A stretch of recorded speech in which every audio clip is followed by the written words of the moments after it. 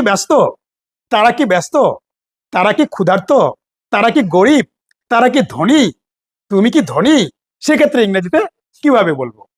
সেক্ষেত্রে মাথায় রাখবেন এম ইজ আর সামনে থাকবে, এম ইজ আর, তারপরে হচ্ছে সাবজেক্ট, সাবজেক্টের পরে হচ্ছে অ্যাডজেক্টিভ বা নাউন, অ্যাডজেক্টিভ বা নাউন।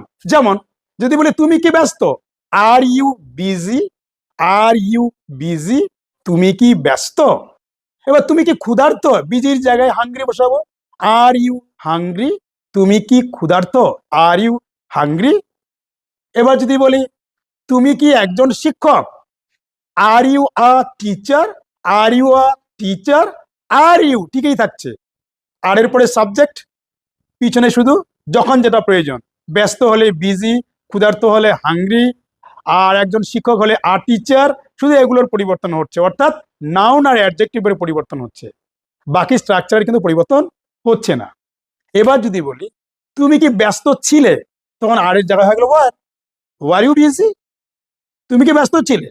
তুমি কি ক্ষুধার্ত ছিলে, আর এর জায়গায় were, were you hungry, were you hungry.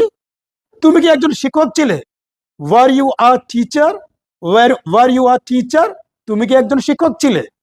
ঠিক একইভাবে যদি থার্ড পার্সন সিঙ্গুলার নাম্বার দিয়ে বলি সে কি ব্যস্ত, তখন ইজ চলে আসবে, যেখানে আমরা আর বসিয়েছিলাম সেখানে চলে আসবে ইজ। Easy busy, easy busy. সে কি ক্ষুধার্ত, ইজি হাংরি, ইজি হাংরি।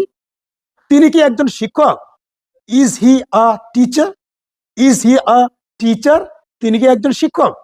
এবার যদি বলতে চাই সে কি ব্যস্ত ছিল, বা যদি বলি সে কি গতকাল ব্যস্ত ছিল, সেক্ষেত্রে আমরা কি করব? সেক্ষেত্রে ইসের জায়গায় ইসের যে সেকেন্ড ফর্ম আমরা ওয়াজ বসাবো। সে কি ব্যস্ত ছিল, ওয়াজ হি বিজি, ওয়াজ হি বিজি। সে কি গতকাল ব্যস্ত ছিল, ওয়াজ হি বিজি ইয়েস্টারডে, ওয়াজ হি বিজি ইয়েস্টারডে। সে কি ক্ষুধার্ত ছিল, ওয়াজ হি হাংরি, ওয়াজ হি হাংরি। এইভাবে আমরা খুব সহজে ইংরেজিতে প্রশ্ন তৈরি করতে পারি।